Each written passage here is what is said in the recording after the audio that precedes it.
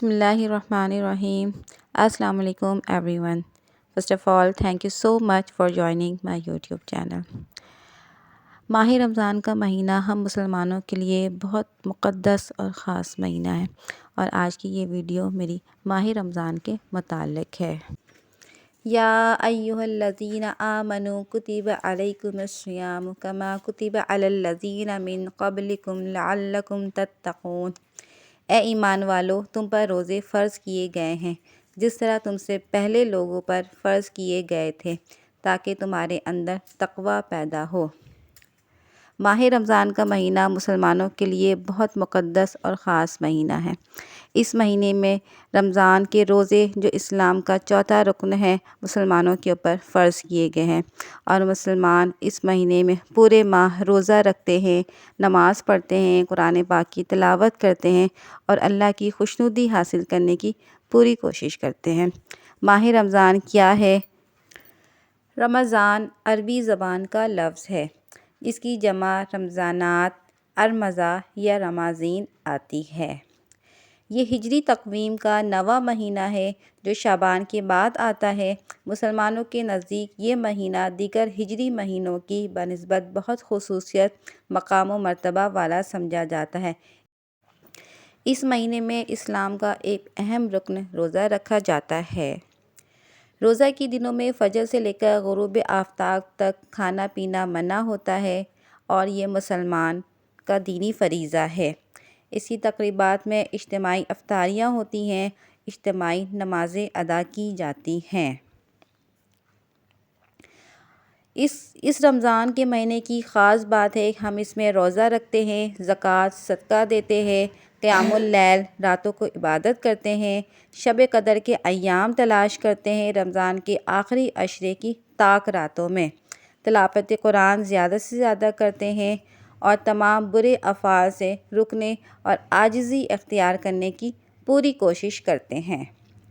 اس کی شروعات شعبان کے مہینے کی آخری رات یعنی کہ شعبان کے اختتام سے شروع ہو جاتی ہے اور رمضان کے آخری رات تک ہوتی ہے۔ رمضان کے مہینے کا آغاز 29 شعبان کو چاند دیکھنے کے بعد اور چاند نظر نہ آنے کی صورت میں 30 شعبان کے بعد ہوتا ہے۔ اگلا دن پہلا رمضان ہوتا ہے، پھر اس طرح چاند دیکھنے پر 29 یا نہ دیکھے جانے کی صورت میں 30 کو شوال کا چاند نظر آتا ہے۔ رمضان کے ختم ہونے کے بعد مسلمان عید الفطر مناتے ہیں۔ رمضان کے مہینے کا مسلمان کے نزدیک ایک خاص تاریخی مقام و مرتبہ ہے۔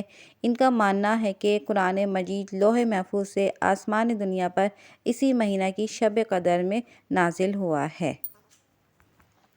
پھر اس کے بعد مختلف اوقات میں تھوڑا تھوڑا وحی کی شکل میں خاتم النبیین حضرت محمد صلی اللہ علیہ وآلہ وسلم پر نازل ہوتا رہا۔ اس کا آغاز غار حرا میں ہوا، جہاں فرشتہ حضرت جبرائیل علیہ السلام ان کے پاس قرآن کی پہلی وحی لے کر آئے اور ان سے کہا، اقرأ بسم ربک الذی خلق، اور یہ قرآن کی نازل ہونے والی پہلی آیت ہے۔ قرآنی احکامات کو تھوڑا تھوڑا بشکل وحی نازل کرتے ہوئے 23 سال کی مدت میں قرآن مکمل ہوا۔ رمضان کے مہینے میں مسلم ممالک اور معاشرہ میں بہت سے دینی شعائر کا اہتمام کیا جاتا ہے، مثلاً نماز تراویح اور آخری عشرہ میں اعتکاف وغیرہ۔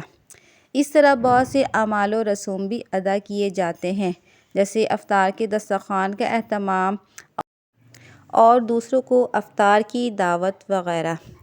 اس مہینے سے متعلق خاتم النبیین حضرت محمد صلی اللہ علیہ وآلہ وسلم نے ارشاد فرمایا، روزے دار کے لیے 2 خوشیاں ہیں، ایک افطار کے وقت اور دوسری خوشی اپنے رب سے ملاقات کے وقت۔ ایک اور جگہ پر رسول اللہ صلی اللہ علیہ وآلہ وسلم ارشاد فرماتے ہیں، جب کوئی بھول گیا اور کچھ کھا پی لیا تو اسے چاہیے کہ اپنا روزہ پورا کرے، کیونکہ اس کو اللہ نے کھلایا اور پلایا۔ رسول اللہ صلی اللہ علیہ وآلہ وسلم نے فرمایا کہ اللہ تعالیٰ فرماتے ہیں، انسان کا ہر عمل اس کی ذات کے لیے ہے سوائے روزہ کے، وہ خاص میرے لیے ہے اور میں ہی اس کا بدلہ دوں گا۔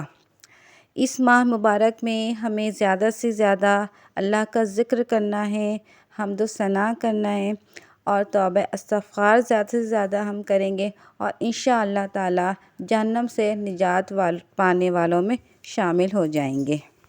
آمین ثم آمین۔